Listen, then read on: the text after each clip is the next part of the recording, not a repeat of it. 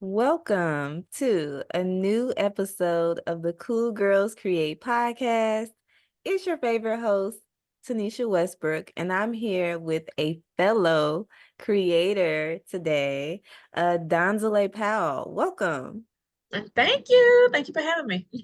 Hey, so Donzale, I'm not really sure where we met, but we move around the same circles in Nashville, and I'm really excited to chat with her today because she's a fellow creator who has transitioned from corporate America to entrepreneurship, but she just wears so many hats.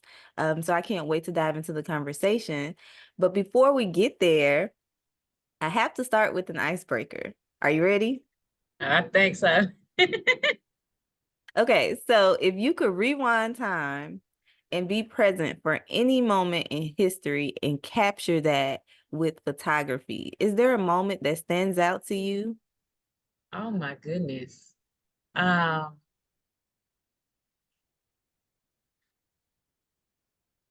wow, that's kind of hard. Because I would want something that's like timeless, like that, or kind of, oh, that's hard. Well, it could be anything. So like a lot of times I think about like historical moments or campaigns or even if because you're like an event, you host events and do things like that. Is there any time where you're like out and about and you're like, "Oh my gosh, this is such a special moment um when it comes to connecting people?"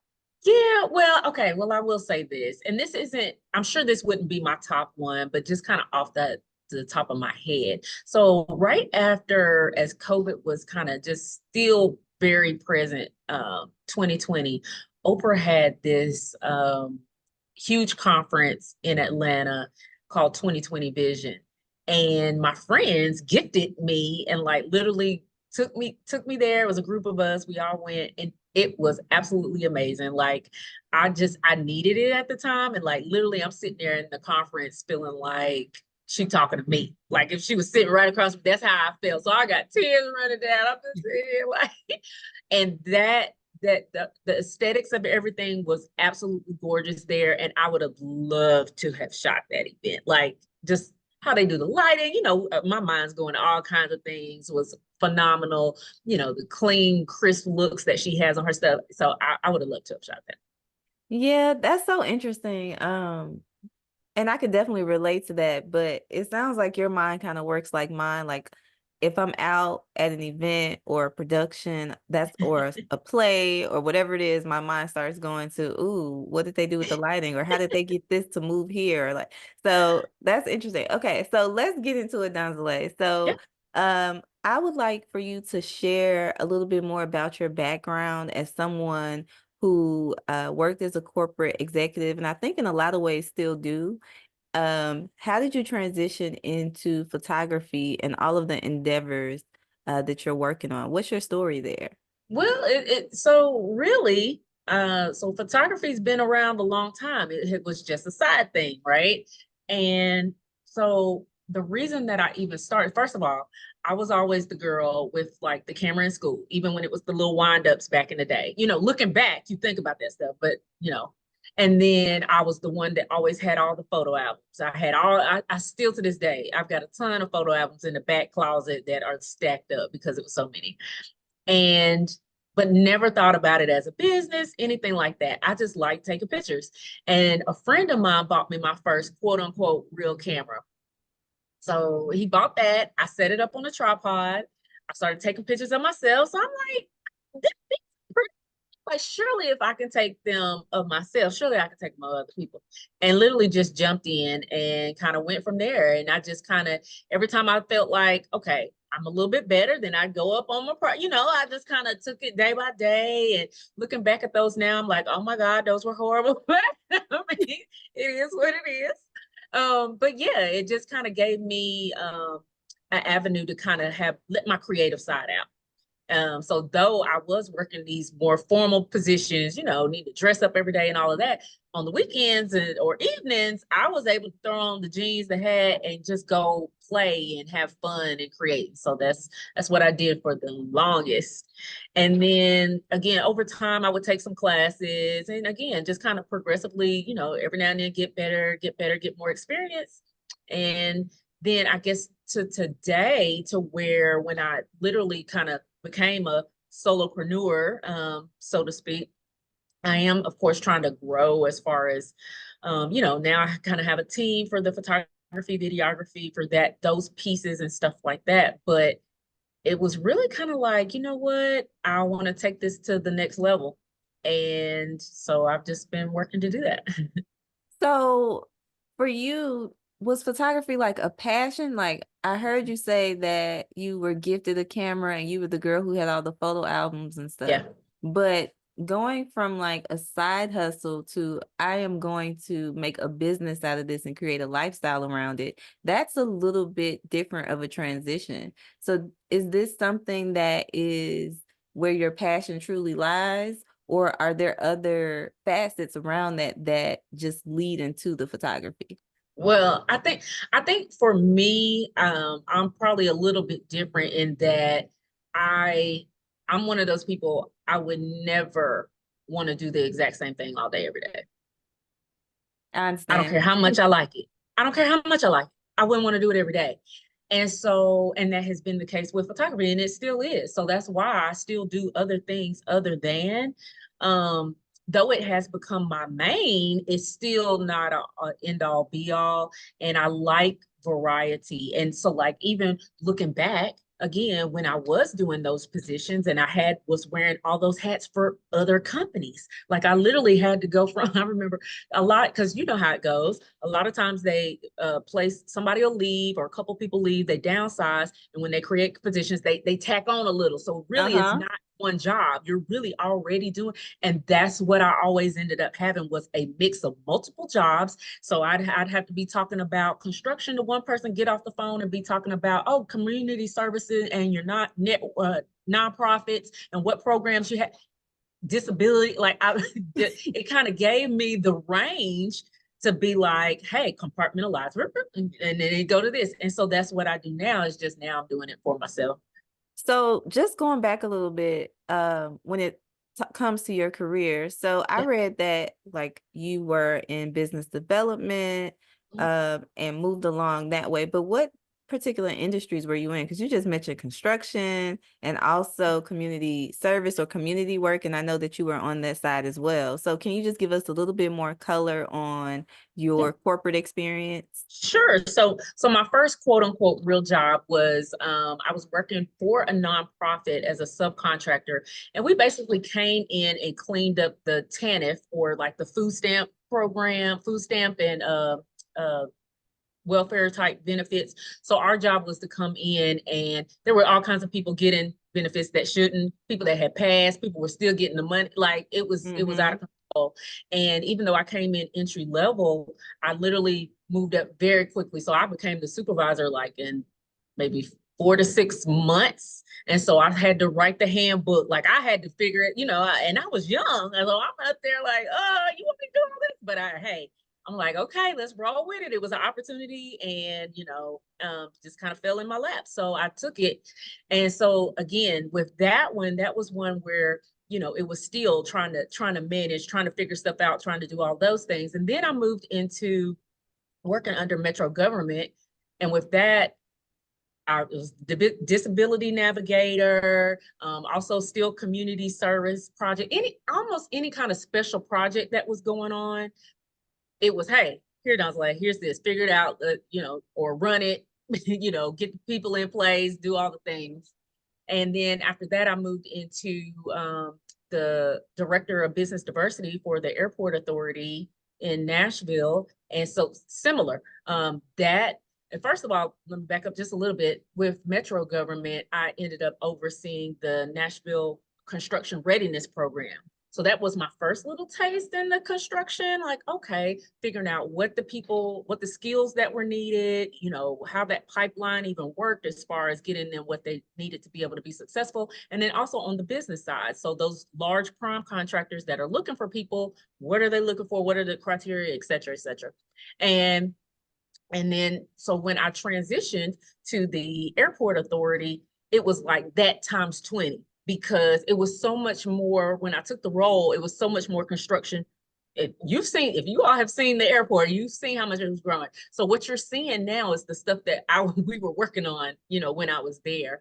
And so it's great to see it, you know, happen, but it was really all of that building, everything that's going on, the garages, all of those, it's so many little pieces that happen. And pretty much because we were representing diversity, almost every one of those projects had to come through me. I had to review it to see, hey, are you doing your fair share in trying to use a minority or a woman-owned business, a small business? I had to put percentages on that. I had to figure out, oh, you know, no, you're saying that you can't find people, but what about these over here? Because you know, what's going on? I need you to go back, or no, we're gonna kick this out. So it was Mm. literally, it was definitely it was a challenging position, but I loved it in that it really was an opportunity to again connect with people, and it was definitely not the same thing every day. Let's say that for sure. Yeah.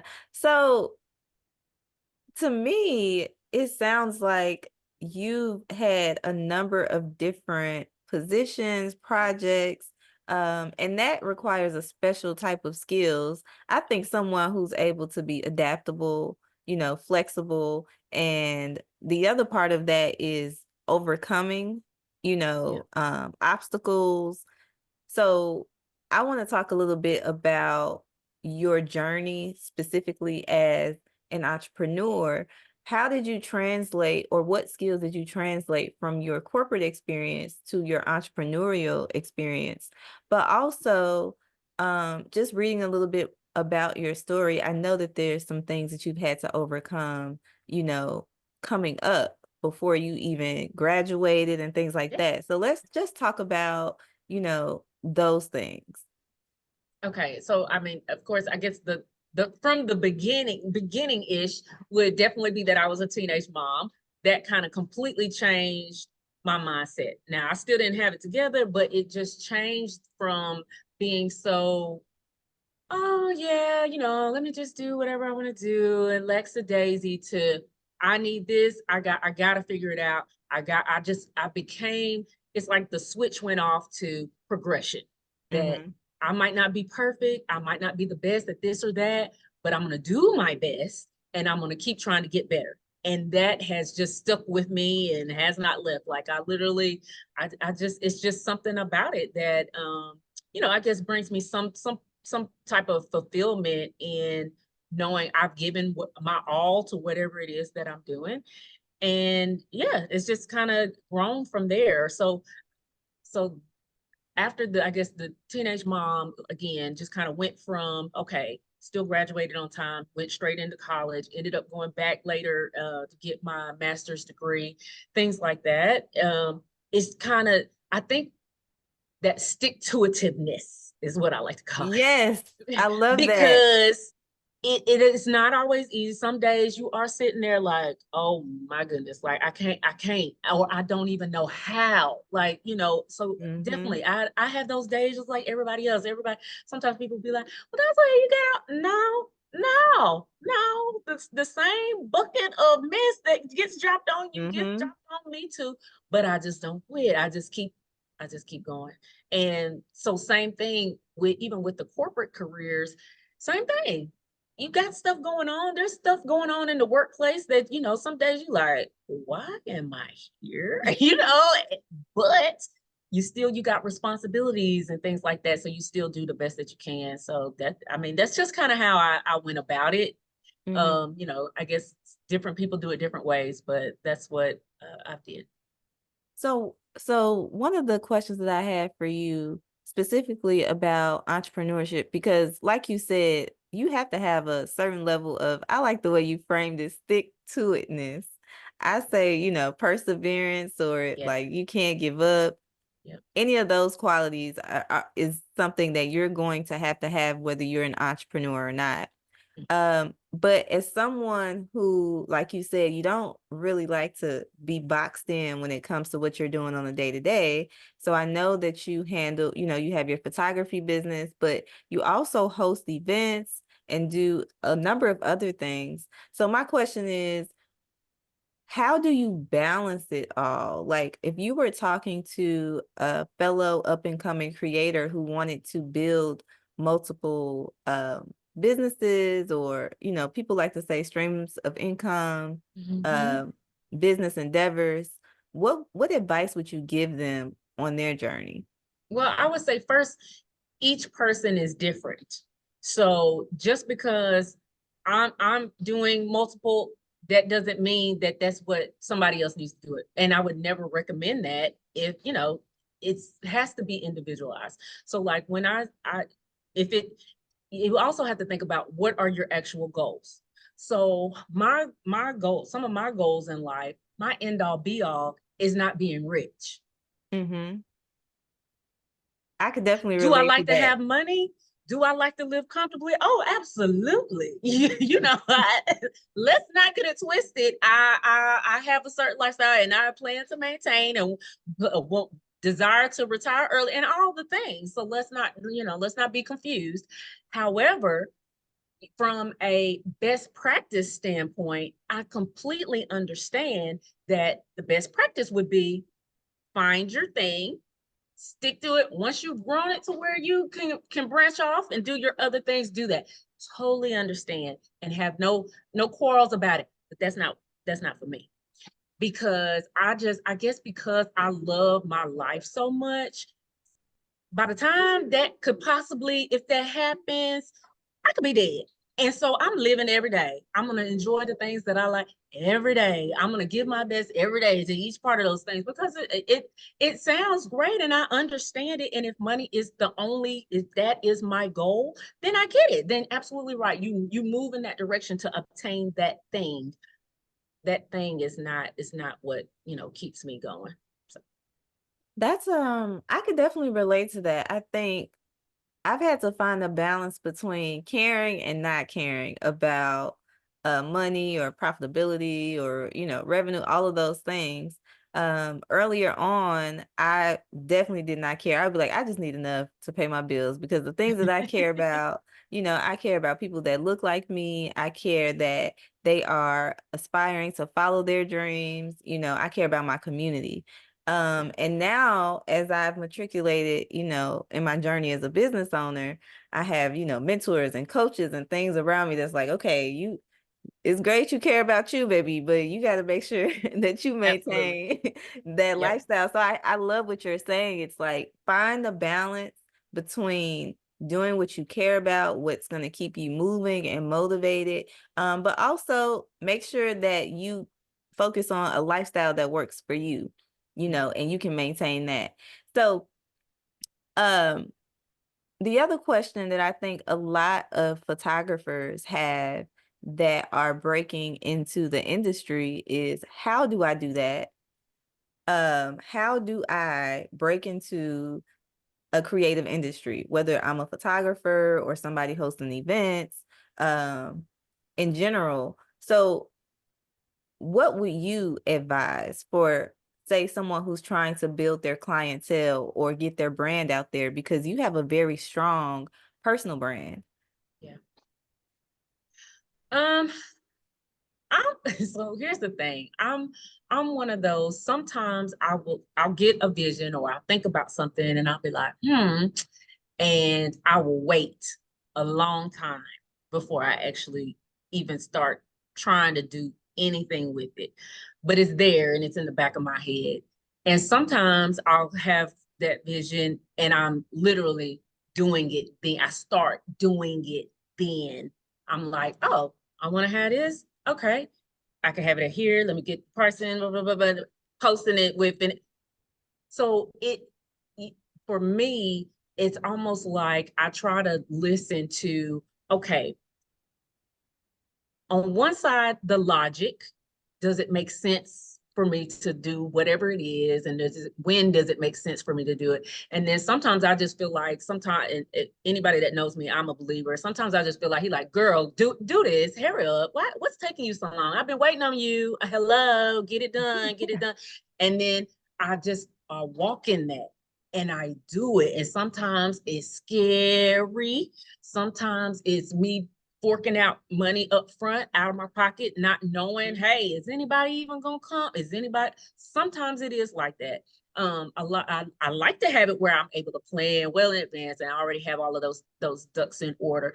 But sometimes it's not. But every time I just feel like he come through. So yeah, I guess when things like that have happened over and over again, that the trust level goes up. So I'm like, look, I feel like I'm a gangster out here in the street because if he got me my back, like what? Even if something go wrong, it's like he gonna bring me through it. So that's kind of my mindset to that. So yeah.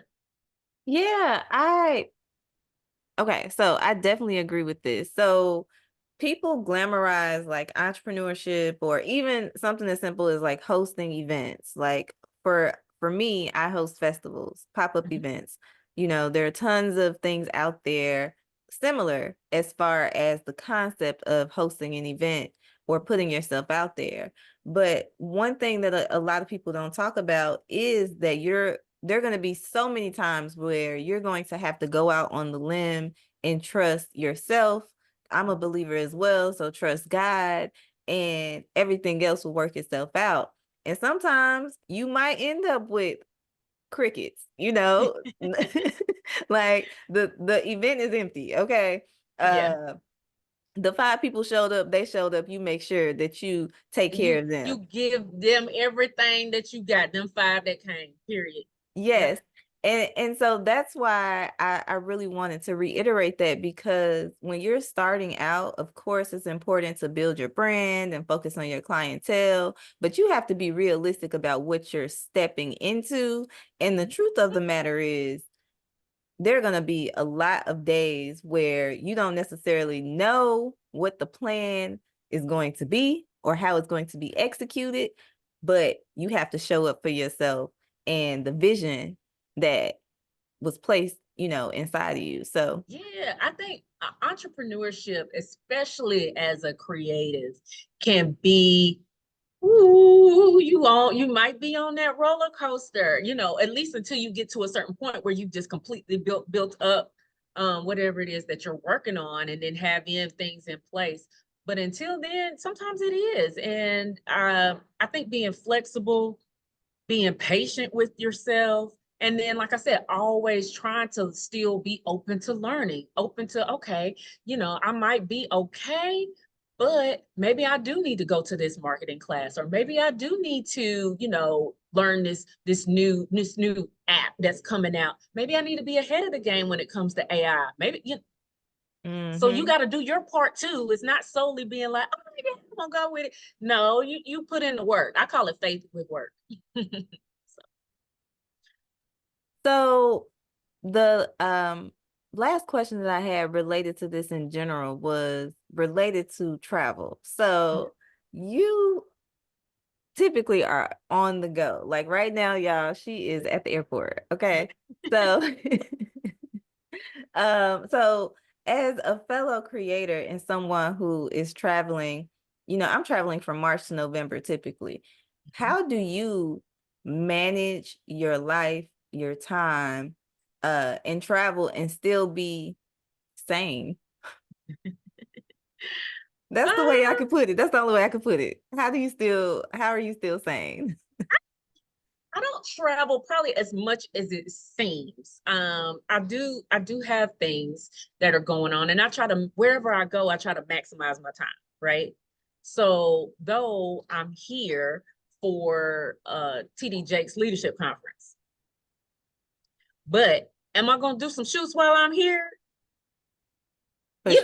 It's like, listen, if I'm here, let me maximize my time. Just like I would want to do if somebody was traveling to Nashville to do something for me. Like, it's like, let's make the most out of it. And then also, of course, it offsets things too. So that's always helpful.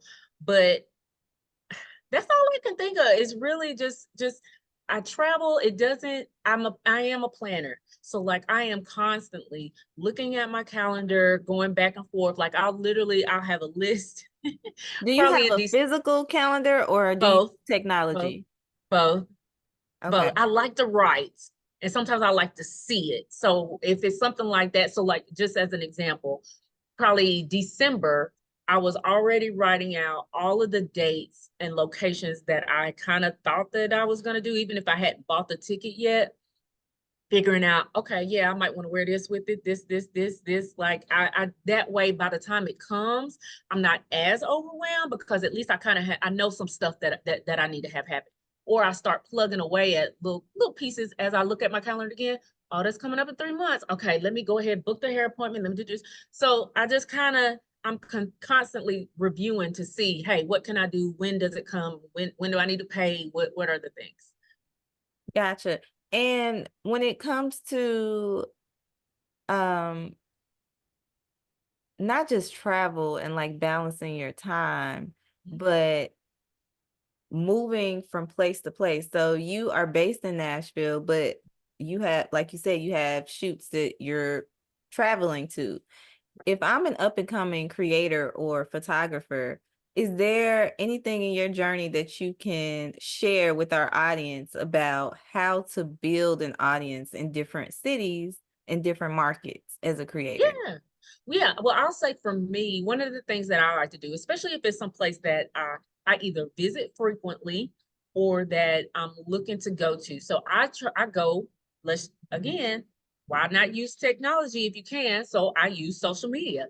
What groups are there that are doing or in the areas that I like. So I'm always constantly looking for any type of leadership style events, creative events. So any of the photographer, videographer group, model groups, I'm in them so that they're in my feed and I'm able to see, oh, that's going on. And so I literally might see something that I'm like, that would be a good time for me to plan to go and also do my thing while I'm there. So it's again just trying to maximize the time, I think is important.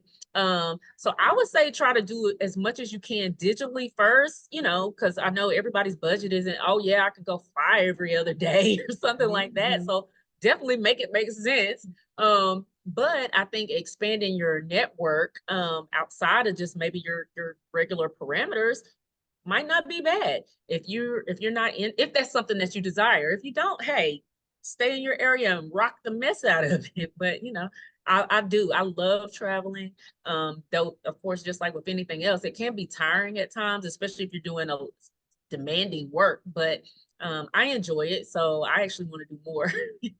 Yeah, that's the one. So I identify as an introvert, but most people who see me out and about might think I'm extroverted. But being around people, traveling, just the whole process is draining for me. So it's like I have to limit, that. But the what I wanted to get your opinion or thought process on is collaboration, because you just mentioned, it's important. Like you said, maybe you should expand your network. I'm like, I'm a double down on what she's saying is and say you should be expanding your network in all of those ways that she mentioned, like digitally and offline, because um you're a part of like women's groups and different organizations on that front, and I think that's important as well to build your network from a community perspective.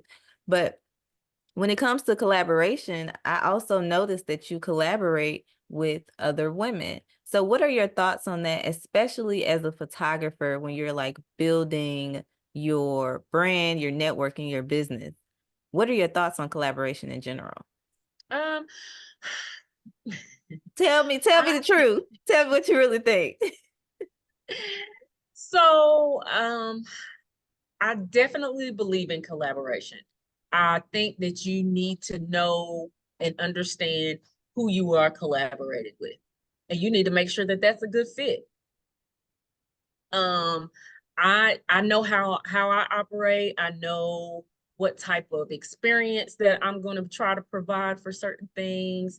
I know what type of quality that I want for certain type of things. So if I try to collaborate with somebody that it's not the same, one is here, one it's gonna be a problem. It's gonna be a clash because I'm gonna be saying no, no, no, no, and they're gonna be saying yes, yes, yes. So I try to be very intentional and work through. Now, some I don't expect it to always be roses for anything or anybody. I could have a twin and we still would be like, well, no, I like it this way. So I'm not saying that you can overcome those things, but I mean, just as far as how someone operates, if that's who they are, typically they don't vary too far from that. Even if they give a little bit, they're resentful about giving a little bit because that's really not them. And so I don't try to push that. And so I try to find either people that are in alignment with how, those type of things that are important to me. Again, the quality or the experience, the this or that, and doing what has to happen in order for that to happen, or that are stronger in an area that I'm not as good in. That way we That's kind of help good. each other. So I might be the one doing logistics because I'm going to be, let's go ahead and think about where are these tables? How much room are we going to have? How are these, my mind will go there and they can focus on something else that, I'm not as like, I'm not as worried about that. Let me let you do you and let me handle this, so stuff like that. I think just paying attention. And I think one of the ways that I saw that the most was actually in construction.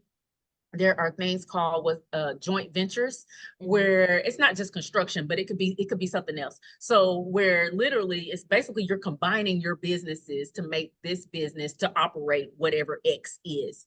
And I will see where sometimes that would work beautifully and sometimes it would not.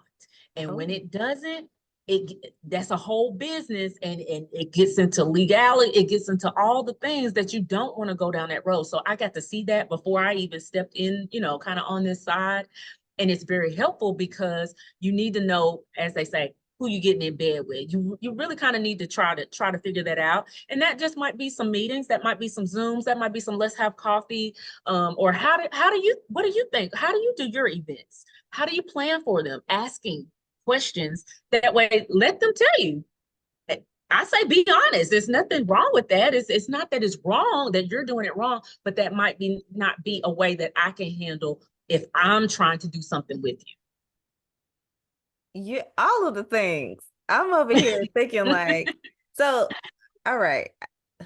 I I have stories for days, but I try to I put a lot of them in the book that we got coming out, but this one is not in there. And but I want to just add some more color to what you're saying because I think it's Yeah. so important.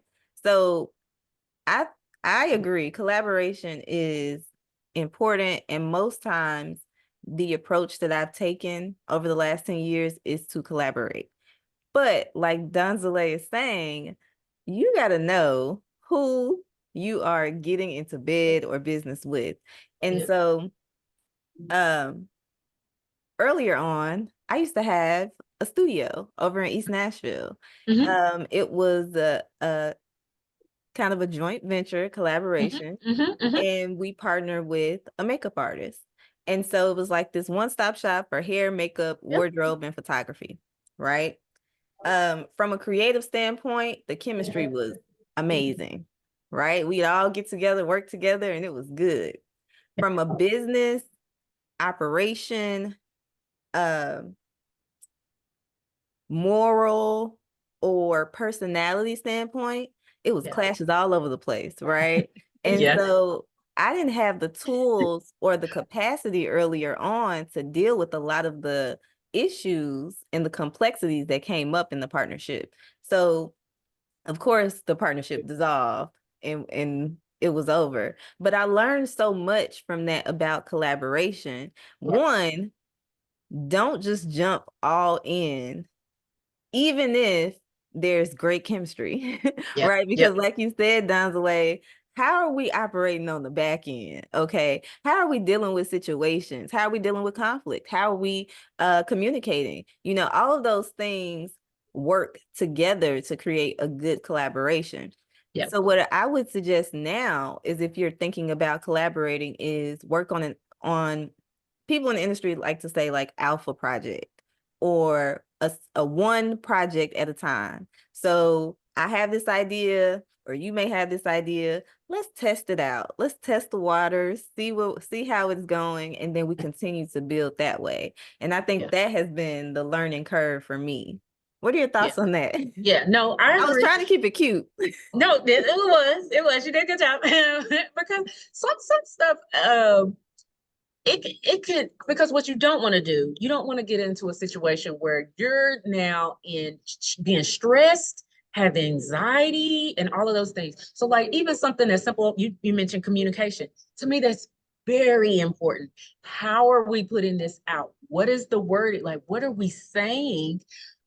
Because that's a reflection. To me, that's a direct reflection. And I don't care if my partnership piece is only this and yours is here, it's a reflection on me. And so I want to make sure that it is representing how, like, no, we're not throwing raggedy.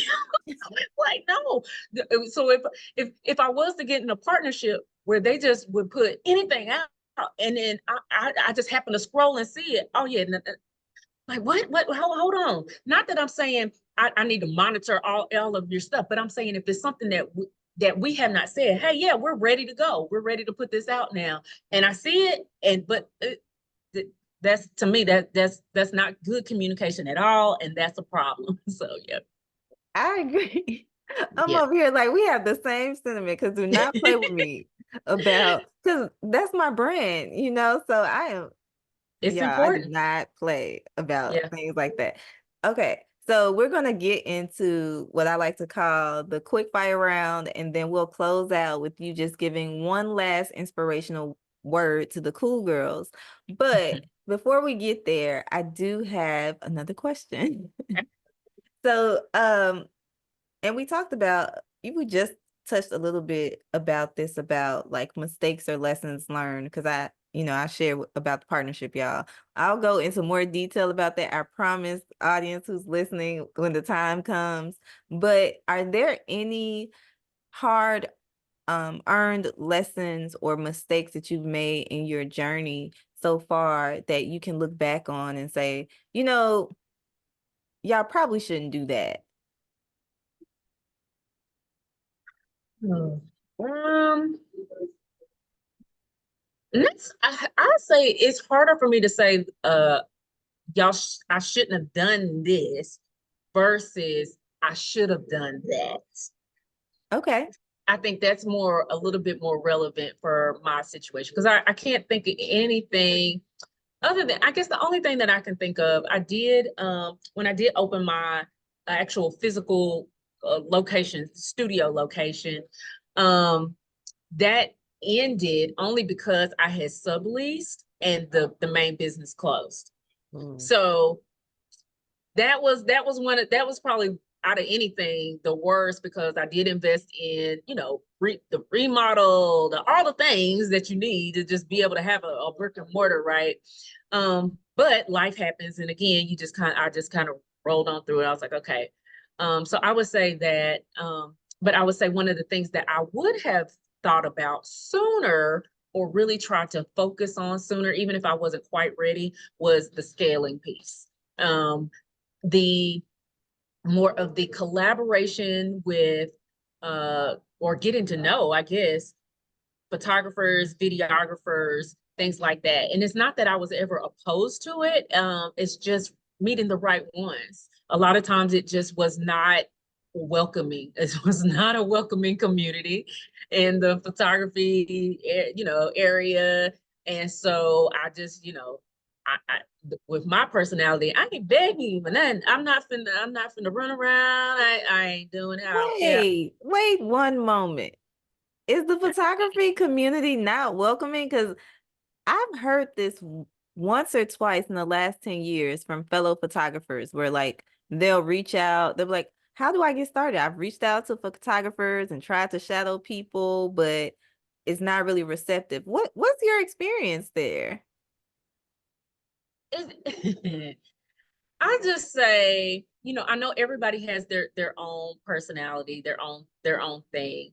I just have not, since I started until here more recently, just I haven't connected with a lot. And obviously I like to connect with people. So I feel like it's sometimes I feel like, again, that's just me feeling, because I don't know, is it's almost one of those, you do something similar to me, and so it's just this like we can't be cool because you doing the same thing. You might be taking my money. And that's not how I feel about things.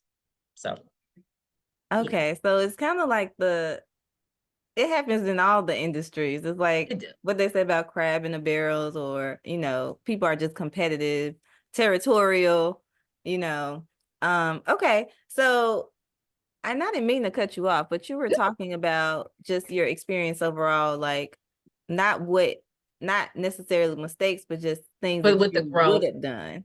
yeah, Mm-hmm. I would have done that sooner if I had have had the people and the experiences where I felt like I could trust. Because again, we same thing as doing the collaboration.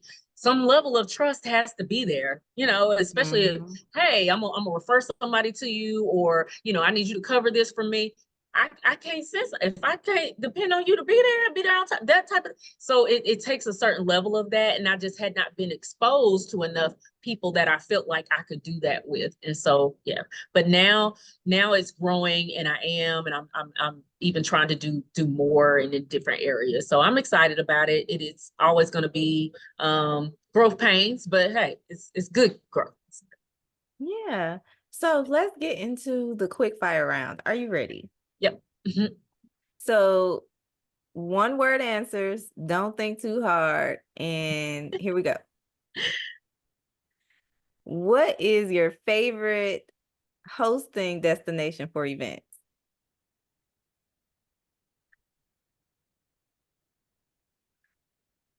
I gotta say Nashville. I gotta say Nashville because I haven't had a ton of events other places. The only other one would be Louisville. Okay, what is your favorite photography accessory or tool? Flowers. Flowers? Mhm. I like Really? flowers. Okay, if you had a superpower for a day, what would it be?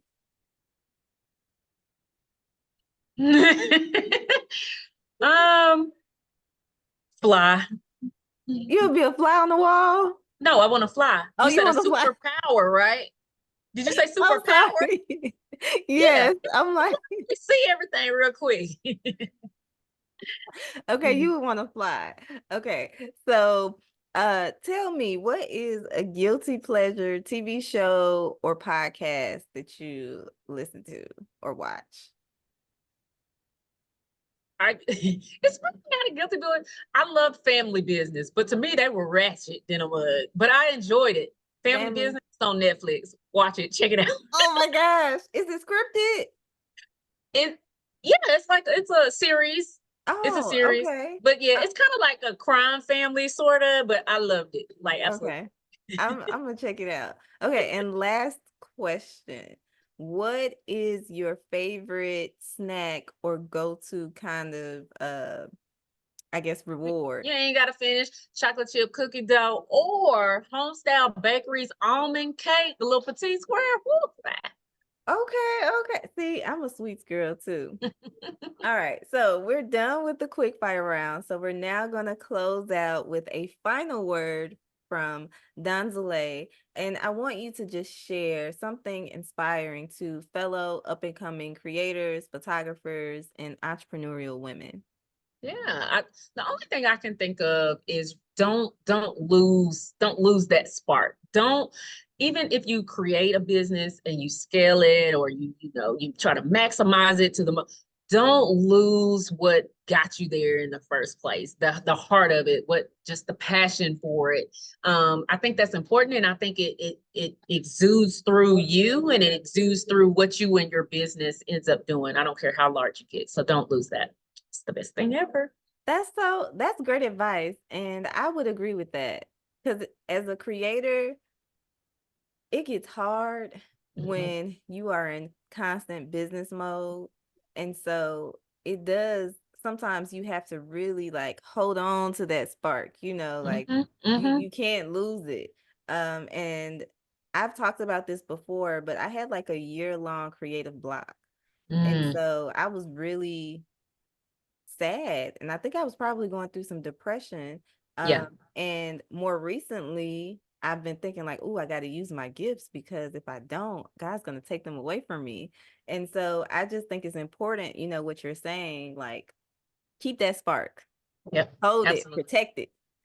Um, And thank one way not to do that is to not burn yourself out, which is the overworking and not keeping the balance that we talked about earlier, between, work and just you enjoying it. Yeah. Yeah, and that's a great piece of advice. Look, you talking to me too. I think it's a constant struggle, to just make sure that you keep that balance, or as Yeah. we like to say, that harmony, that work-life harmony going. Yeah. Uh, thank you, Donzale, for Oh, thank you. joining me today. I love talking to fellow creators because we just get it. But thank you for joining me. I had a great time. Your favorite host, Tanisha Westbrook, Donzale Powell, signing out. Peace.